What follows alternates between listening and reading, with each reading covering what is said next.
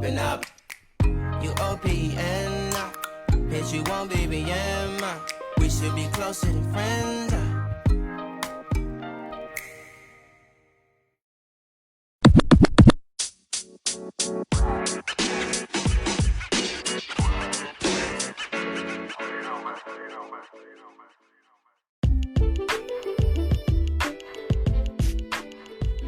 Hey love bugs, welcome to Brunch with Lola. I am Lola, loving outwardly, living abundantly, and thank you all so much for tuning in for yet another episode. Thank you guys for all your love and all your support. It definitely doesn't go unnoticed. You guys, thanks for rocking with me from season 1 to season 2, and we will be getting into season 3 very soon, okay? But I want to finish up the relationship series because there is so much more to talk about. Today, we're going to be talking about 7 good reasons to hold on to your relationship, okay? Even if it feels like it's falling apart, okay? So right now it's kind of tough times, we're all stuck inside and we're all just itching to get out, go out to a nice dinner, go out to a nice party, or go and listen to music or whatever, just to be able to dress up and do something with your significant other. We're all craving it, but unfortunately we're still stuck inside, and it can get tough and rough. You guys could end up having arguments here and there. You guys could, get frustrated with each other and, get tired of each other. But I'm here to say, hold on to your relationship, okay? Do not let this pandemic take your relationship down. Not at all, okay? Definitely, if you guys need to take a break, just separate yourselves. Maybe go into another room or if not, then try to come together and talk and go for a walk around the house. Whatever you do, just make sure you're doing it and being safe, okay? All right, so I want to get right into it. All right, your relationship isn't always going to be perfect, all right? Every relationship goes through ups and downs. But if things haven't been going so well, this is what you need to do, okay? This is how you can tell if your relationship is worth holding on to, okay? So, let's get to the bottom of why relationships are in trouble, okay? If there's any abuse of any kind, if there is always arguing and nagging and, those things are just, I'm not expecting anyone to deal with abuse or being mentally, verbally abused. If that's happening, then by all means, don't stay in that type of relationship because it's not healthy for you. It's not healthy for the other person. And if there's children involved, it's definitely not healthy for them, okay? But if it's just, little bit of disagreeing here and there, or you guys have, different opinions on this or that, or you can't seem to come together, or whatever it might be, you might just be frustrated at the moment. It can be worked out, okay? It doesn't necessarily mean you have to end all, okay? So, not every relationship facing tough times is doomed to fail, all right? There are some good reasons to keep holding on, as well as some bad ones, okay? For instance, history is a bad reason, okay? History alone is not enough to keep two people together, okay? It doesn't matter how long you guys been together.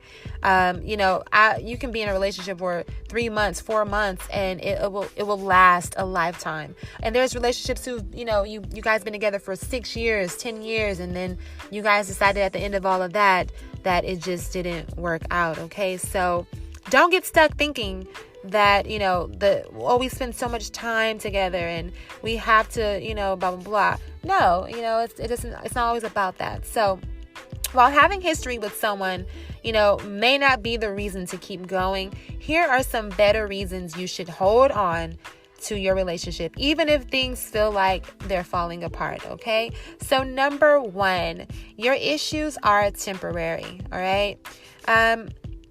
There's no need to throw in the towel if the problems are caused by issues that are temporary in nature, okay? So, for example, your partner is depressed because they lost their job and now they're not as loving as they used to be, or, if there's issues you're experiencing now or, are likely to self-correct or can be fixed if both parties are willing to work on them, then yes, hold on to that relationship, okay? Get back in the ring and try it again, okay? Because that's not something to call it quits over, because life changes happen. As you can see, we're in this pandemic and Lots of changes are taking place, and it can cause a stress on any of us. All right, so it's important to be patient with your partner and be loving and caring, even though, they might get on your nerves sometime. But love supersedes it all, okay? So hang in there for sure. All right, now number 2, if you guys share the same values, then yeah, definitely hold on to the relationship, okay? If you both want the same things out of life and you have shared values, don't be so quick to move on, all right? In this day and age, it can be hard to find someone else moving in the same direction you are, okay? So if you got that far, then it's worth fighting for sure. All right, number 3, you're still best friends and you're still attracted to each other, okay? This is very, very important, okay? You want to be friends with the person that you're with, best friends if possible. And of course, you want to be attracted to the person, okay? At some point in your relationship, the lust factor may die down a bit, okay? It's common to feel comfortable after the honeymoon phase ends. But, okay, while boredom isn't great for a relationship, it is something you can turn around, okay? If you still physically want your partner and you still have a solid friendship, then you should try to work things out, all right? Become more playful and flirty and spontaneous, all right? And keep that spark, okay? Keep that fire, all right? All right, number 4. Things started falling apart after a major event, okay? That's not necessarily something to call the relationship quits, okay? Life happens, okay? We all experience major events that can shake us up, okay? Such as illness or death of a family member. You lost your job. Okay, if you can pinpoint the start of your problems to a specific event, your relationship is worth holding on to, okay? Because you can ultimately turn it around, okay?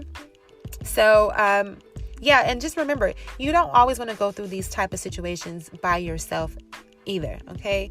So if you are in a relationship, it's important to have that communication with that person and letting them know, like, this is what's going on with me and this is how I'm feeling, and you know what, I need a little bit more support from you. I need a little bit more love, or I need a hug, or I need a kiss, okay? Just be more communicative of that. All right, number 5, your partner is still the first person you think of when you're in the middle of a crisis. Okay, that's important, all right? It's a great test of intimacy and trust to think about the first person you call in a crisis, all right? Typically, that person you trust the most and feel most comfortable with is your significant other, okay? If you're going through something and your partner is the first person you think of, that's a really good sign to hold on to your relationship, okay? Regardless of how bad things are going, okay? They're still reliable and you can still trust them. That's very, very, very important, okay? Number 6, your relationship continues to help you grow, okay? One excellent reason to stay in a relationship that seems to be a constant struggle is when it inspires you to grow as a person. This is so important, okay? Because if you're in a relationship with someone that you want to marry or you want to have a long-term, you want to have a family with, it's important that you guys both set a foundation together and grow together, okay? It's very, very important to do so, all right? Sometimes things that bother you the most about your partner are the quality, traits, and behaviors you may not like about yourself, okay? But you can always turn that into a growing process for yourself, all right? If you and your partner always need to be right, try to meet each other in the middle, all right?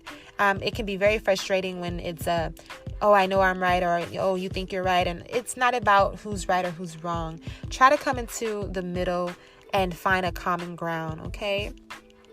So let's see. Number 7. You know where things need to improve, okay? Recognizing your problem areas is the first step to turning your relationship around. Maybe it's communication, showing affection, complimenting your partner, or anything in between, okay? If you see obvious areas for improvement where you'd feel significantly happier as a result, then work on that, okay? Regardless of why things are starting to look bad, your relationship is only worth holding on to if you and your partner are willing to work things out. Again, you should never stay in a relationship if you're scared of starting over or if you feel pressured to work things out. But if and any of the above reasons ring true, your relationship may be worth fighting for. All right? Let's see. That was number 7. Okay. Okay, love bugs. So those are the 7 reasons why you should hold on to your relationship, even if it looks like things are starting to fail. Okay. This is a short, sweet topic.